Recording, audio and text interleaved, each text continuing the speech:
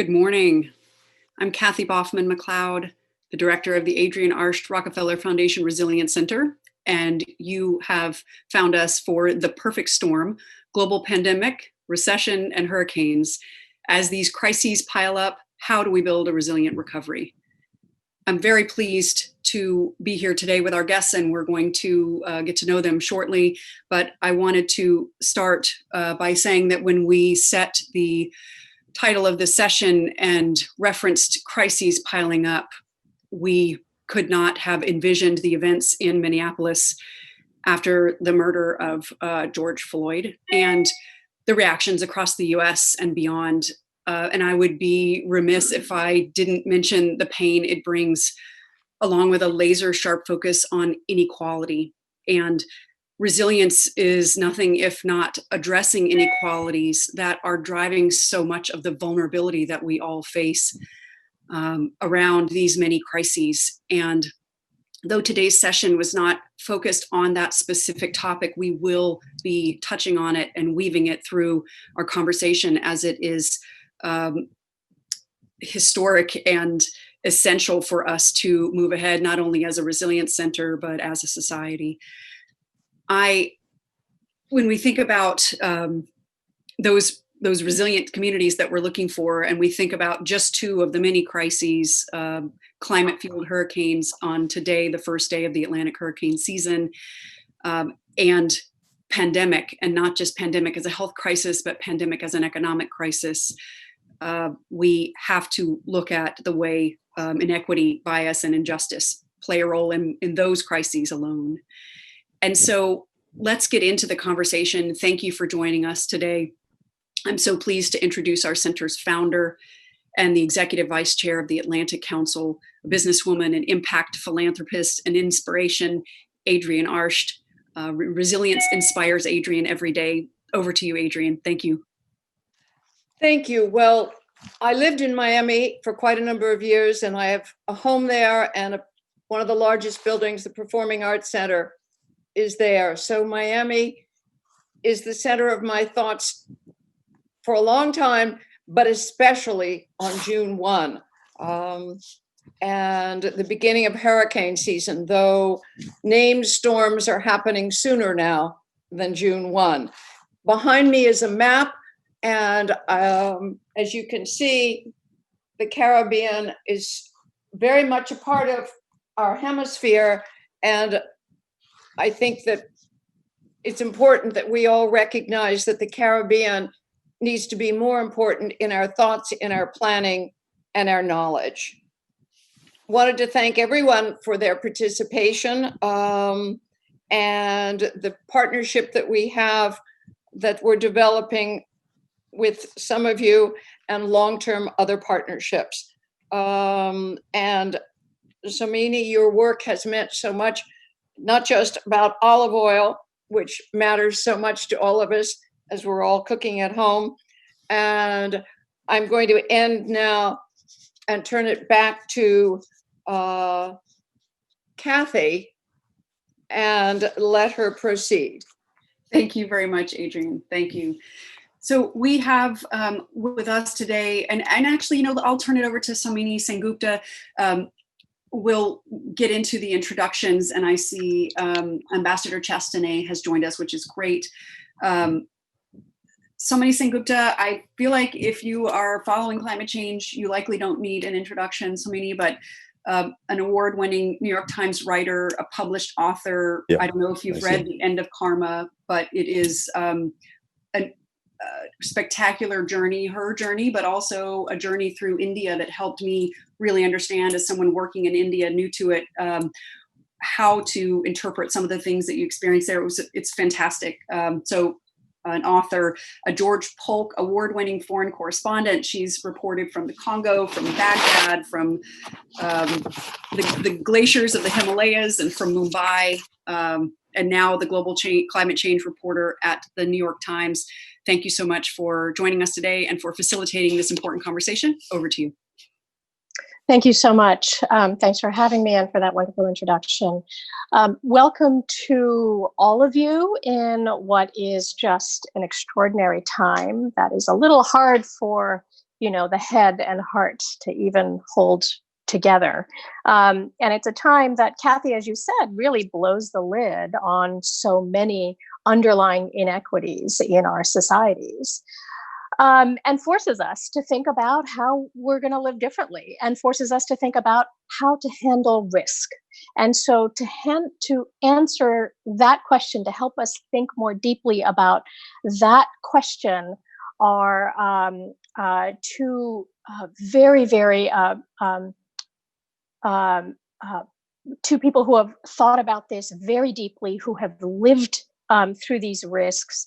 The Prime Minister of St. Lucia, Prime Minister Chastanet, a big welcome to you, and Isaac Anthony, the head of CRIF, the resilience facility, the insurance facility, which we will hear about later in the conversation. And a big welcome to all of you who have joined.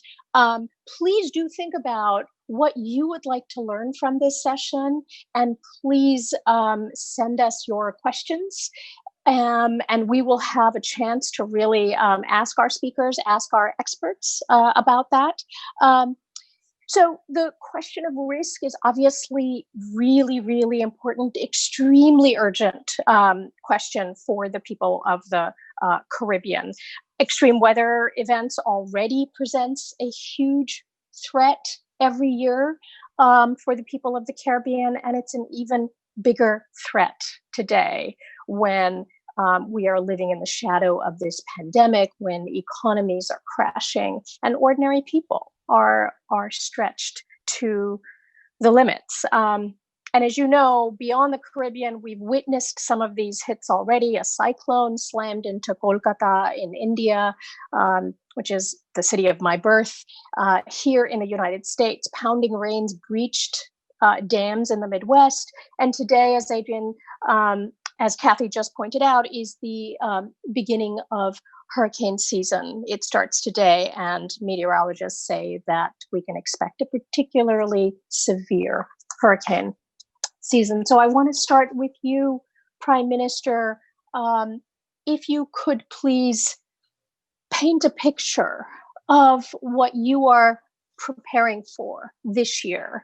Give us a picture of, what a severe hurricane season might look like for you in your region, in your country, but also your region as a whole. And I might just remind our audience that the last, major hurricane season in 2017 displaced something like 3 million people. That's just an extraordinary number.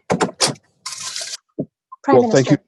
Thank you very, very much. And I think before I answer your question directly, I think what it's important to do is to put this thing in context, because without understanding the context, then you would never really appreciate what we're actually facing and how the resources that we have to battle climate change. So after World War II, when the institutions of the World Bank, the IMF, and the UN came into existence, many of the SID countries as we know them today didn't exist. In fact, many of those island developing states, yeah. So, which there are 47 of them. 43 of them are actually Commonwealth countries. And so, in essence, many of the SIDs got their independence when the UK decided to decolonize its empire. So I say this to say to you that the World Bank, the IMF, and the UN were not really designed to deal with microstates. And we've seen the result of that. So we had 9/11, in which the economies of our region were marginalized. We then had the economic recession, in which we went from the G7 to the G20, and none of the resources that were being made available to developed countries were being made available to SIDS. We were just relegated to survive ourselves. And as a result of the economic crisis, that is when there was a huge downturn in the economies of our region, particularly driven by heavy load of debt. We then had now the climate change in 2017, 2018, and 2019, where we've now seen that these natural disasters have taken on an enormity that we couldn't have described. Normally, Can we you would have. describe that, Prime Minister? What did that look like in your home country? Yeah. So basically, we measure the impact of a hurricane by its occurrence. So when you hear a person say that there's going to be a one in 100 year occurrence, it tells you it's pretty severe. So most of the buildings that we have are built for a 1 in 20 year occurrence. So we had Hurricane Tomas in 2010, and when we had that, it was just a Category 1 hurricane, but we had the equivalent of 3 years of rain in 48 hours. And being a volcanic island, it created a tremendous amount of landslides around the island. In fact, completely cut the island off. And we almost came to the point of literally having to say officially the country was closed. But Right. the So, amount of so just to understand that, in 48 hours, you got a cloudburst bringing 3 years worth of rain. Correct, 36 inches of rain. 36 inches And of it was rain. just, and it started off as a thunderstorm and developed into a Category 1 hurricane while it was over the island. So very similar to what you saw happen in Bahamas last year, where the hurricane literally came to a grinding halt and stayed over one area for literally 48 hours. And in their case, they had to suffer Category 5 winds, and more importantly, as a low-lying island, massive swells of 17 to 18 feet. And so obviously it was just devastating. On the island of Dominica, you had 2 major catastrophic hurricanes in 2 years. So as they were just recovering from one, they got a hurricane, and I was there a week after the hurricane. So Dominica is known as the nature island. It's a beautiful rainforest, and it looked like somebody had taken sandpaper and sandpapered all of the trees, and that's exactly what happened. The winds had carried the sand, and the sand particles, now in a tornado fashion, just literally devastated the rainforest. Now, the rainforest is not something that you can go back and build overnight. This is something that's going to require a tremendous amount of time. And so back to now what our situation is, how does a country that is confined to economic rules that don't apply to it? So the number one thing that we said was, for instance, the OECD. The OECD classifies countries' wealth by per capita GDP. So many of these small islands may have a higher than normal per capita GDP, but in absolute terms, when you multiply it by the population, it's a small amount of money. Prime Minister, that's really interesting context. Can I bring you to this moment in time, which is extraordinary? What does the pandemic do to your thinking about preparing for this hurricane season in your country, and what are you hearing from your fellow leaders across the Caribbean? So we're actually in a very difficult situation. We have had to go out and borrow $900 million, which is 22% of our GDP, simply to fund our budget. And that was necessary because with the borders being closed and the loss of revenue, that our revenue has dropped by 50%. We also have bonds and treasury bills, which are not being turned over 100%, and partial of it is being redeemed, so there's a cash requirement for the state. So imagine, if you will, that we have borrowed that kind of money, and it does not include preparing for the hurricane season. And as you were saying, this hurricane season is expected to be a very active one. But more importantly, because of COVID, we now have to go in and examine all of our shelters to make them social distancing ready, which requires even a greater amount of money. So what we've been attempting to do is to work with the World Bank and our Caribbean Development Bank to repurpose some of our loans to allow us to use those monies to now do the desilting that's necessary, fix up some of the shelters as much as possible. And it also certainly helps in trying to revitalize our economies. But not many countries are in the position of St. Lucia that we're able to go out and borrow that kind of money. St. Lucia's debt to GDP was only 59%. The majority of SIDS have debt to GDP ratios in excess of 80% and have been running deficit governments for a significant amount of time. And That's sadly, right. Yeah. and you see, and this is where the context of what I was trying to say, sadly, despite all the evidence, the economic architecture the global economic architecture has never been changed to facilitate these countries. So for instance, we had been arguing prior to COVID that the amount of money that's going to be required for us to build the infrastructure for resilience, building a bridge higher doesn't carry any more cars. Putting utility wires underground doesn't improve the efficiency of the utility system. So these are sunk costs, which we were having to borrow monies at commercial rates because of the classification on a per capita GDP. The Commonwealth Secretariat in 1989 created what was called a vulnerability index, which is a much broader index, particularly for small island developing states. Right. I want to come to Isaac Anthony now, because you think about risk all the time. And I want to ask you, how are you thinking about the compound risks that are facing the entire region?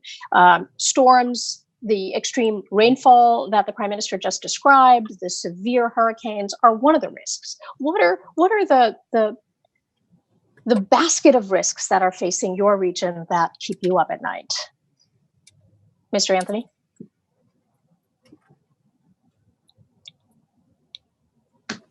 Have we lost you? No, there you are. Thanks. There you go. Yeah. The risk is something that pervades the entire region, and obviously something that we clearly need to think about. You know, like most regions in the world, the Caribbean has to deal with natural hazard risk, political risk, financial risk, economic risk, technological risk.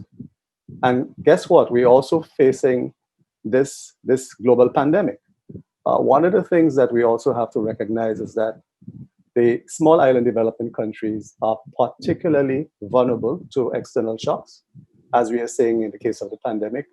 And if I take you back to 9/11, in terms of how it impacted our tourism sector and in fact the wider economy, we also had to deal with the global financial crisis, which had similar macroeconomic impacts, resulting in significant economic contraction and unemployment. And as we've already established, the Caribbean is one of the most disaster-prone regions in the world. I mean, hurricane losses, damage and losses are quite staggering. In fact, generally, they're well over 200% of GDP. In fact, it might surprise you to know that with Tropical Cyclone Maria in the year 2017, that single event on that island accounted for almost 800% of gross domestic product. I mean, could you actually imagine this? So 8 years of its GDP were wiped out by one single storm. event. And that has been the story, I think, for a lot of countries. And so what we have, and in fact, it is this kind of impact that led, I think, to the establishment of the CRIF. In fact, in the year 2004, we had Hurricane Ivan, which actually, because of the extent of the loss, in fact, that single hurricane accounted for something like $800 billion of losses throughout the Caribbean, impacting particularly Grenada, the Cayman Islands, and several other countries. So that was really like a wake-up call for a number of governments who decided to come together to establish a facility. So this is a risk pool. Tell me what it can do and what it can't do. Right. So basically, what the CRIF does is that it provides an opportunity for the countries to benefit from quick liquidity. So essentially, it's an insurance product based on parametric insurance. And the reason why it's parametric insurance is because the whole idea is to be able to pay quickly. As you know, typically with insurance, you have and by parametric, you mean when the wind speed reaches a particular threshold, or some other metric that tells you a natural disaster has just come. Correct. So it's basically predefined. It's based on a model. It's not based on an assessment of losses after the disaster, because trying to do that kind of assessment immediately Takes a long after the time. disaster can Yeah. take a very long time. So the whole idea is to be able to make that cash available to countries very quickly. And certainly in St. Lucia, and Prime Minister Chasney made reference to Thomas. Under Thomas, St. Lucia benefited from about $3 million in payouts. And there have been other payouts to a number of countries. I mean, some of the more well-known ones, for example, would have been in 2017, when the countries all impacted benefited from $55 million in just a matter of 14 days. So the whole idea is to be able to make that quick payout to the countries. And let me just make it clear that CRIF was not really set up to cover the overwhelming cost of rebuilding, because CRIF would not be able to do this. At the end of the day, we provide one key value proposition, is that making cash available to the countries so that they can start the recovery process as quickly as possible. But there are other tools, other instruments that the countries are now looking to develop in collaboration, of course, with the World Bank, in collaboration with CRIF.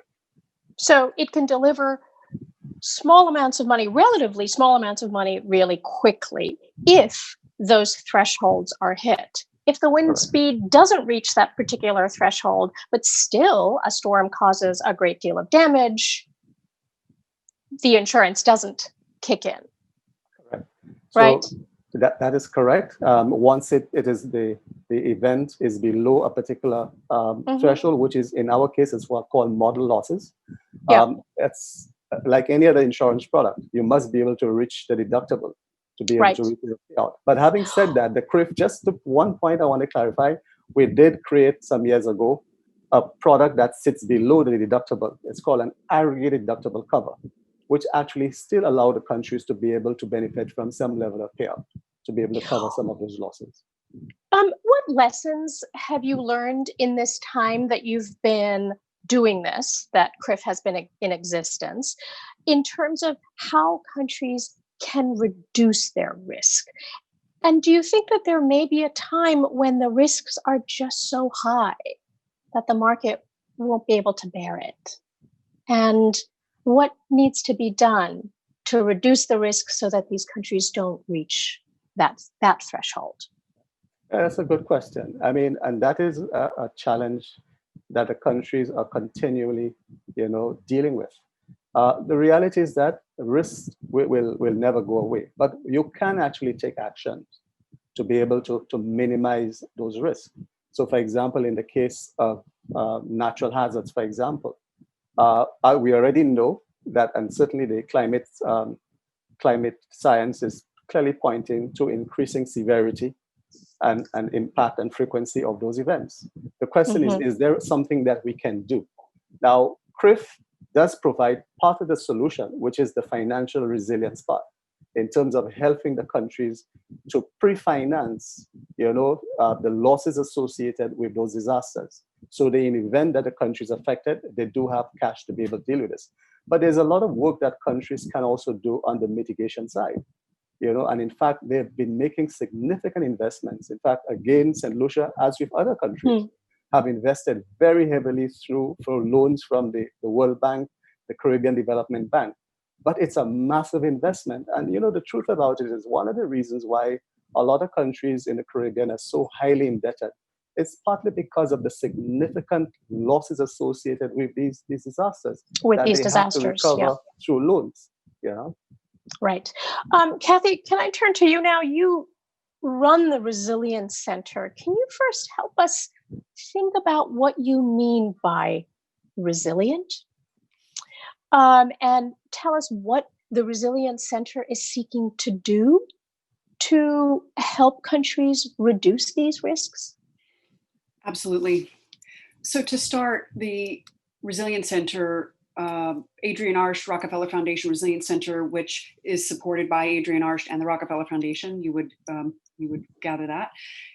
We have set a goal of reaching 1 billion people with resilient solutions by 2030 to the challenges of climate change, migration, and human security. Human security meaning public health and food and water security. And so when we define resilience, in shorthand, it is helping people survive and thrive against these threats. And the official definition to help people, institutions, governments, communities better prepare for, withstand, and recover from shocks and stresses. So a shock like a hurricane, a stress like sea level rise, or daily heat that gets hotter, and then the shock of a heat wave, pandemics and pandemic economic fallout. And so how do we make people more resilient, and how do we count you in our billion is that you have new knowledge, new skills, or a layer of protection over you that you may or may not be aware of that helps you survive and thrive. And that's where groups and efforts like the CRIF come in these parametric policies that cover countries and regions for these kinds of risks. One thing I want to start by saying, we are very excited today as part of the first day of hurricane season to announce our partnership with the CRIF. And we will be focused on many of the issues we've just talked about, the Prime Minister in talking about the financial discordance with the systems, and then the debt that has piled up. And when we as a center, a global center, look across the world, less than 4% of cities in the developing world have credit worthiness, are credit worthy. And so after COVID-19, we believe that number has dropped even further. And so we've partnered with the CRIF, with Isaac and his team and the 22 CRIF member countries to address some of those challenges, including access to capital and helping to innovate in some of the products and thinking about going more deeply into risk reduction so that you have lower risk to cover. And how do you make people and communities and towns more resilient such that you have less risk to cover? And it's complex and layered, but our intent is to help reduce risks, make people more resilient, and try to help bring more access to capital and address some of those debt issues.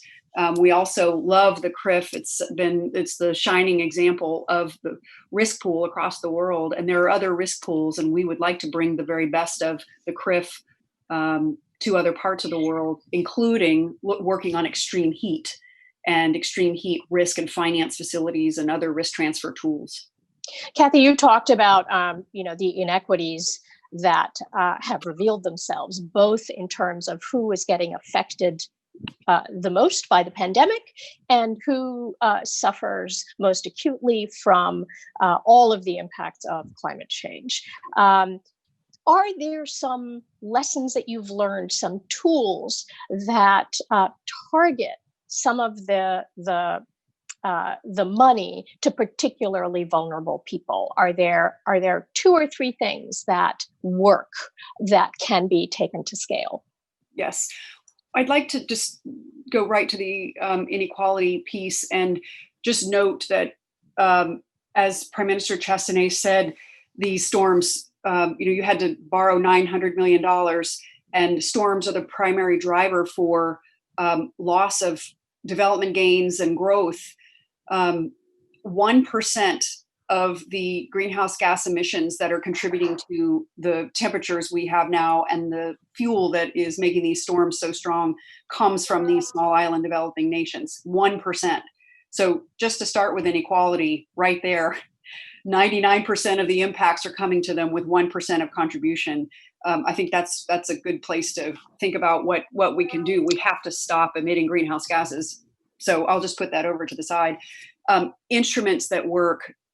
We have seen deep efforts being developed by the Insurance Development Forum, by the German government, by other entities to bring insurance risk transfer at an individual, at a micro level, combined with micro financing, particularly for women and other vulnerable populations.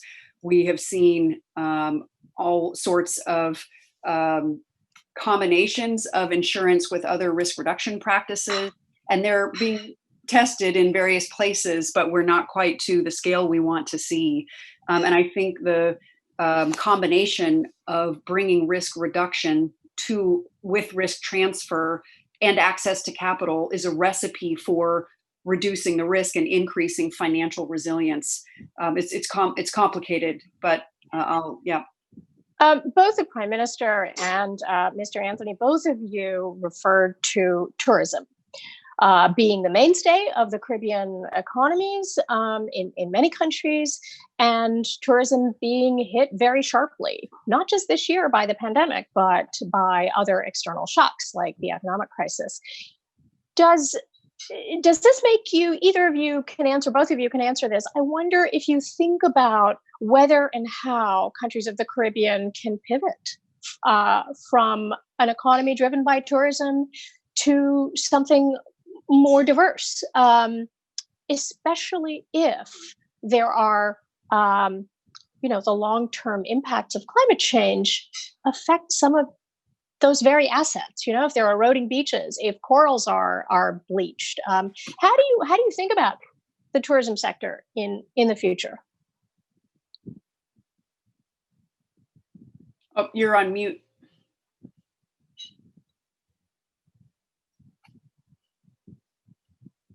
Who's trying to answer? The Prime Minister? The Prime Minister. Yes. Yeah. Yes. Great. So the fact is that comparative advantage like tourism that can generate the level of foreign exchange earnings and jobs and economic output. Take a small island. My cost of electricity is 40 cents a kilowatt hour. The cost is $500. When you take We're having a little trouble hearing you. What I gathered so far was tourism has a way of delivering foreign exchange like very few other sectors. Prime Minister, can you start again?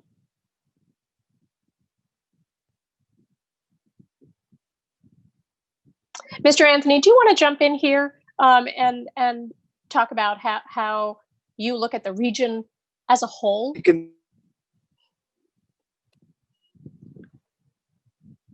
I'm sorry, Prime Minister, we are having trouble hearing you. Mr. Anthony? Yeah. Do you want to jump in for a second? Back, but he's on mute. Yeah. Is that better?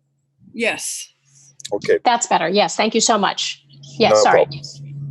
So what I was saying is that there is no industry that the Caribbean has in which we have a global comparative advantage similar to tourism.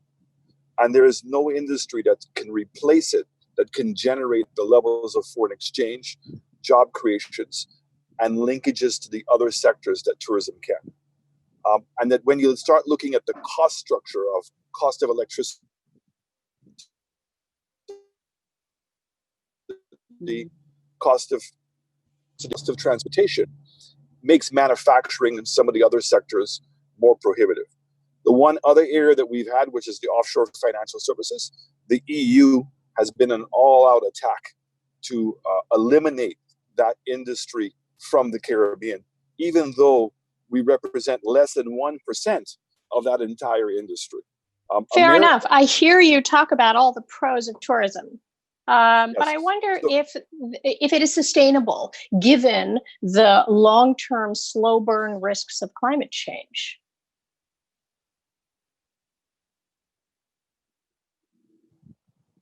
Yep. So I would absolutely say to you that every single industry that we're going to have here are going to be susceptible to climate change because it's a physical destruction.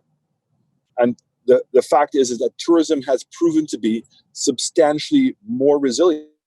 Our hotels are the ones that are standing after the hurricanes. And I think that's really an important part that I want to bring to the table.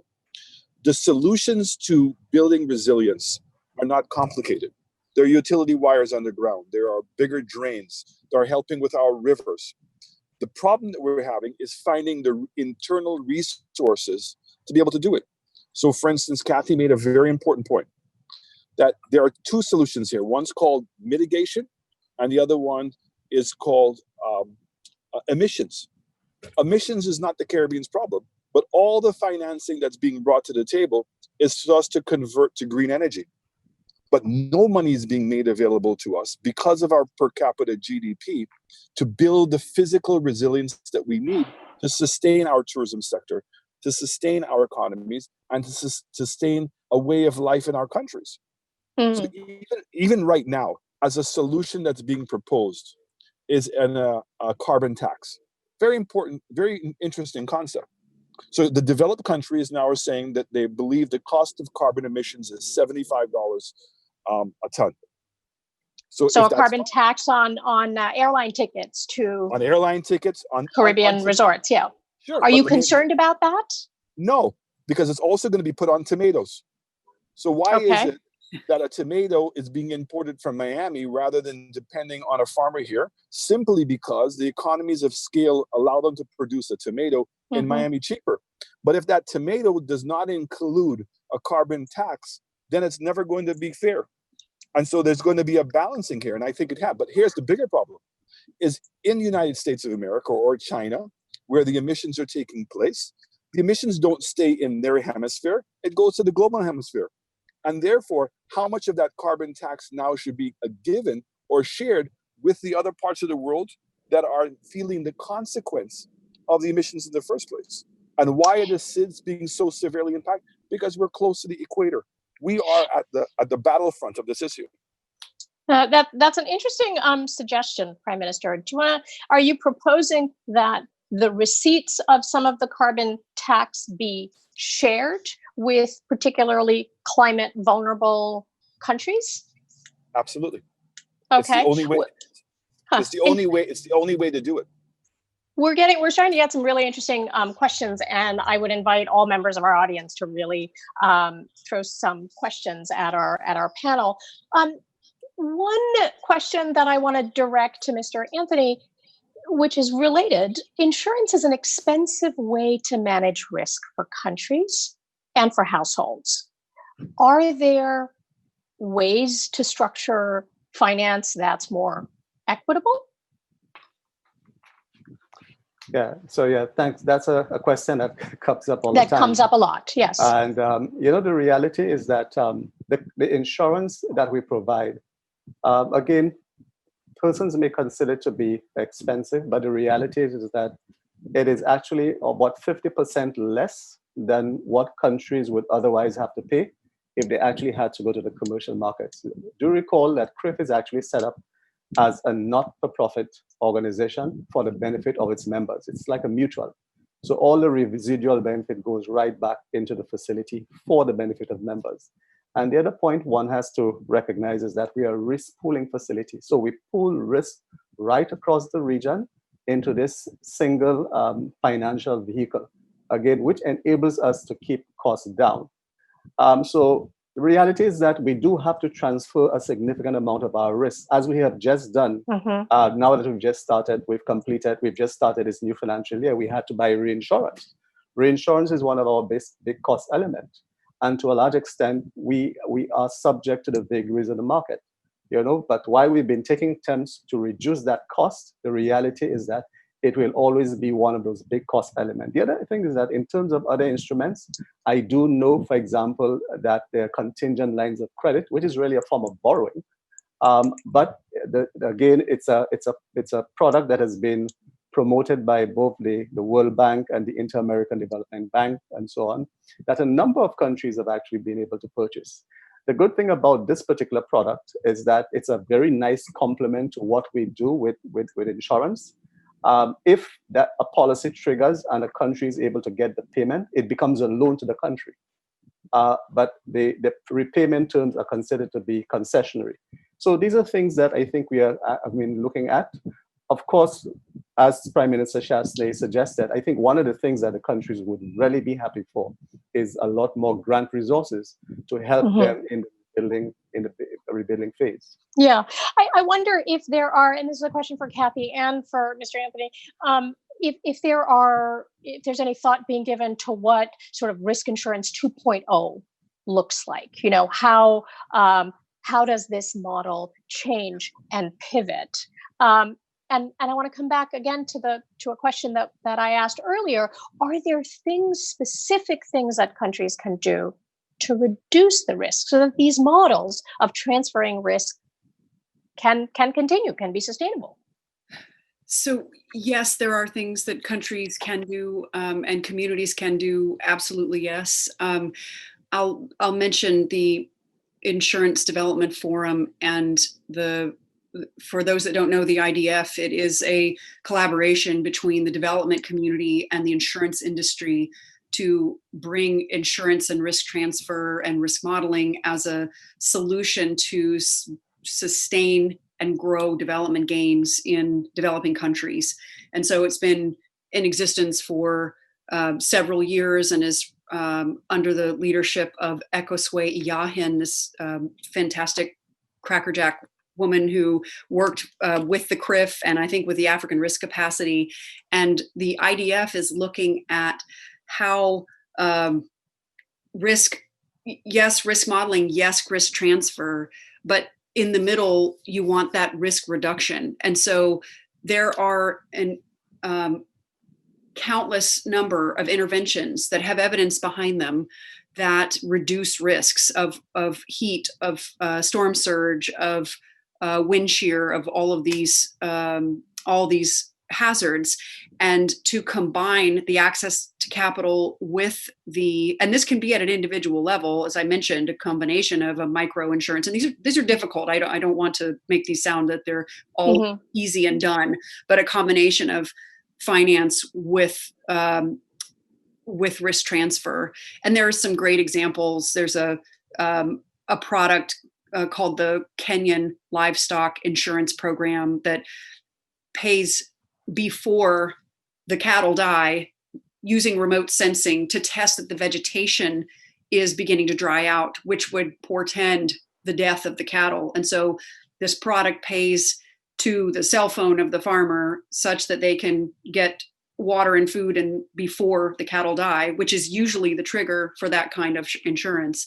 And so there are innovations, but I think changing our thinking from insurance as a way for big insurance companies to make a whole lot of money, and think of it as an approach and combine it and help make philanthropy and foundations comfortable with subsidizing premium to move societies ahead to protect communities would go a long way in bringing capital and reducing risks.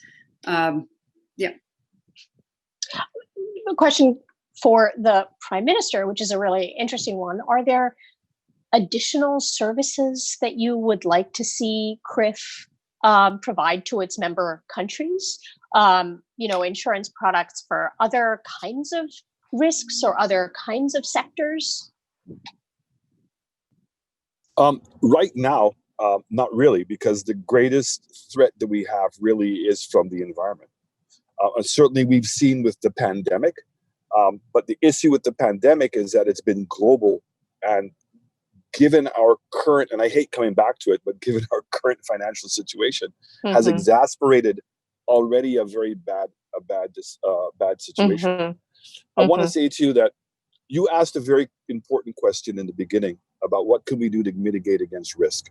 And the reality is we have to, because the cost of insurance, both through CRIF as well as in private. So for instance, a hotelier friend of mine in Dominica, his insurance at his hotel went up 200%. You cannot have insurance being 22% of your cost of operations. It starts becoming prohibitive. Persons wanting to get their homes insured in order to get a mortgage now becomes a problem. So the idea is that we must now focus on prevention. We must accept the fact that the world is going to be globally getting warmer, that these climate events are going to be occurring on a greater frequency.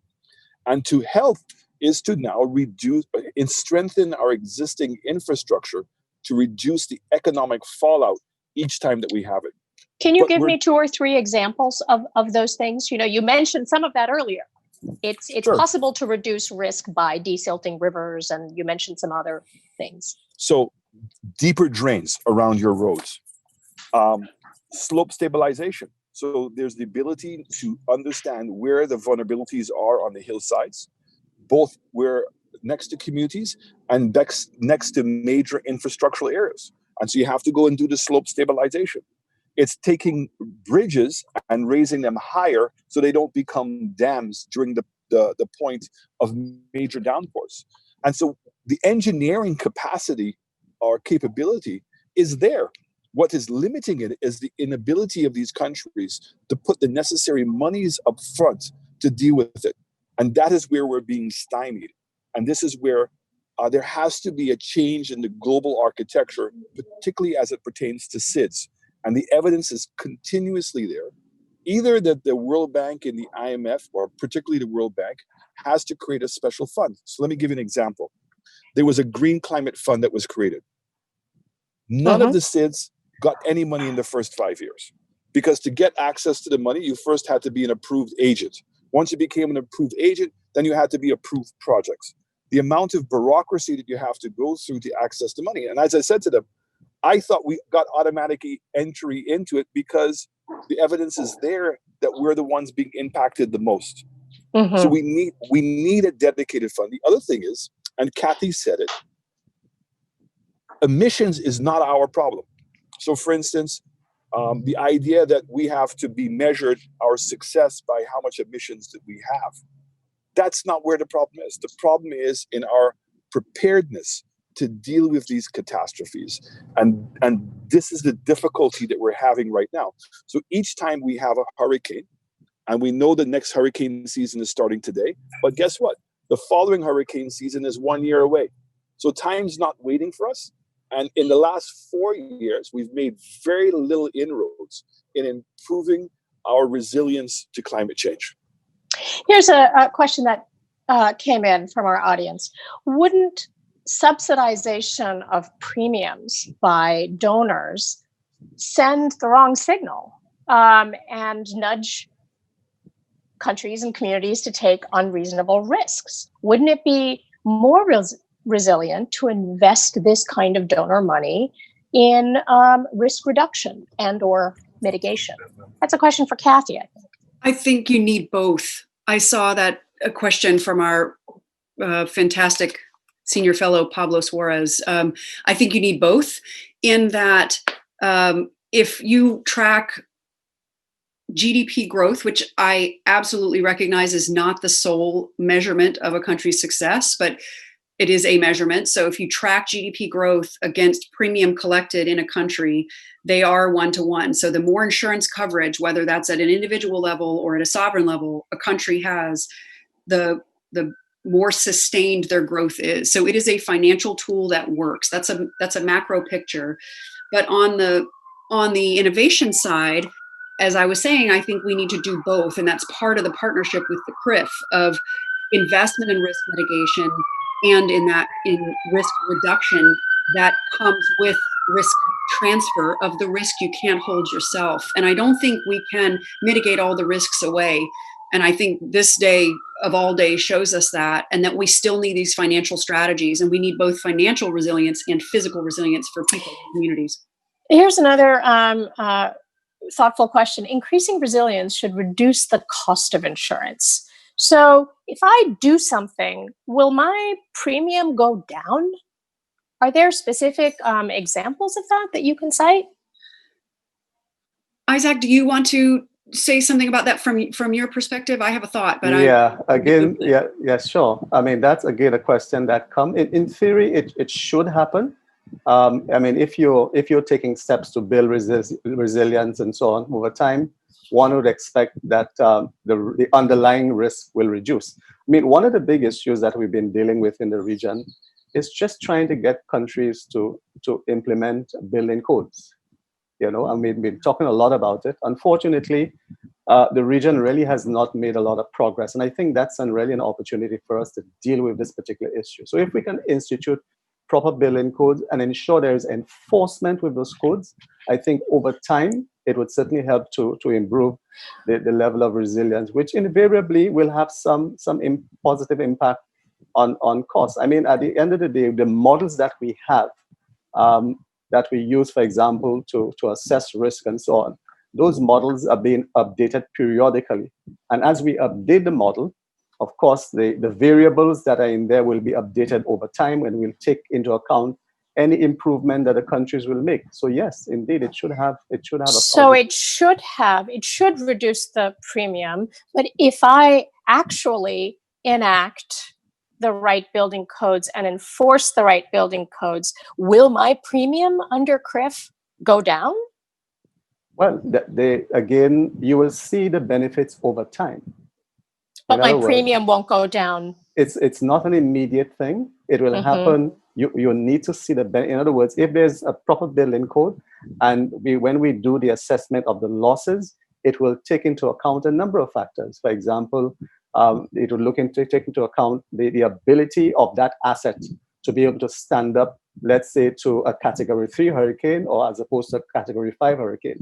And all of that is going to have some positive impact on the model itself, and therefore the cost, which will eventually lead to a reduction in the cost of premium. But as I said, it's not an instantaneous thing. It happens over time.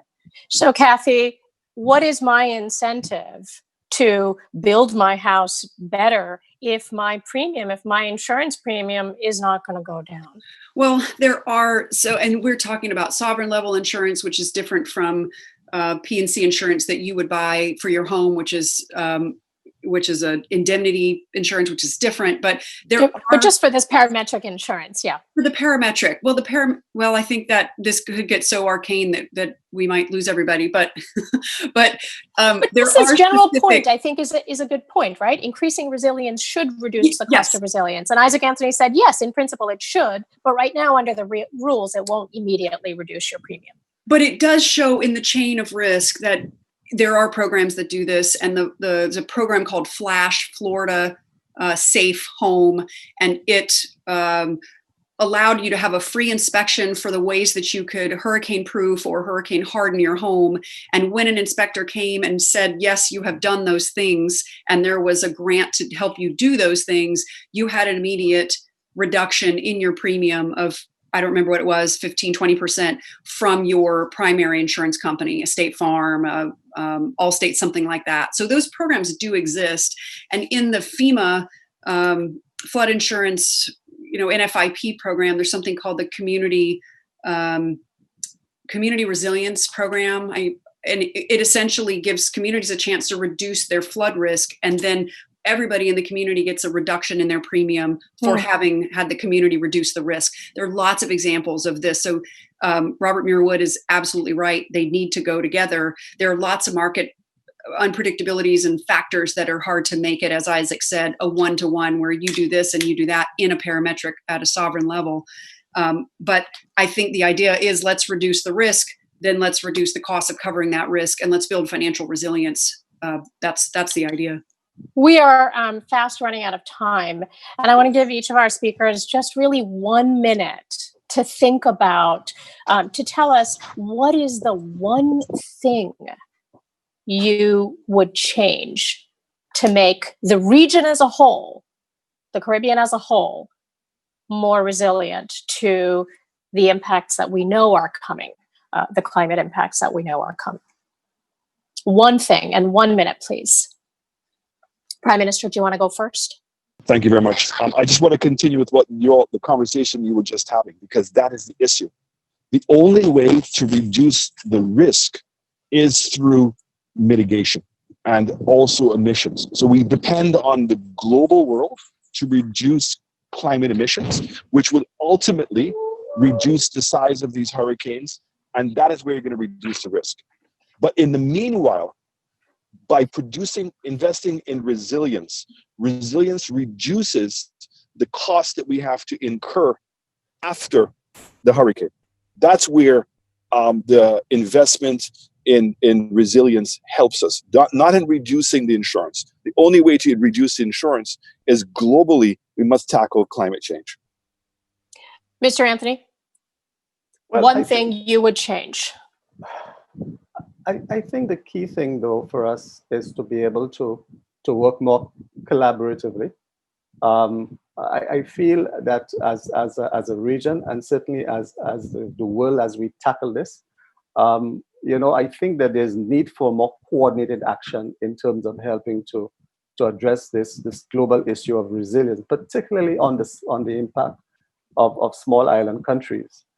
So one of the things I would definitely like to change again is just the way that countries are being dealt with, particularly the small islands, in terms of the impact that in terms of how the discussion is taking place, and perhaps not enough attention is being given to some of the key issues. So essentially, that's how I would look at it. Kathy, your one thing. One thing is to recognize that incongruity in the global economic architecture that the Prime Minister cited right at the top, and address the debt and start fresh, wipe it out and start fresh by investing in resilience, resilient infrastructure, resilient communities, and the rest would follow. It sounds like more debt is being piled on and no debt is being piled off. That will create problems down the road for ordinary people and the most vulnerable people in the societies. With that, I turn it over to you, Kathy. Thank you very much. Let me say thank you to our speakers, and Prime Minister, thank you for coming to us from your car. I really appreciate your thoughts and your investment in this hour with us, and we look forward to our partnership with you. Isaac, same. The CRIF is a shining example of so much good done and also so much potential for innovation and taking your approach around the world. Thank you for joining us and facilitating this. There's so much more to talk about, I know, and we look forward to that conversation. And to you, Adrienne, for your vision for this Resilience Center and giving us the ability to do this. Really appreciate your being with us today and your vision and inspiration.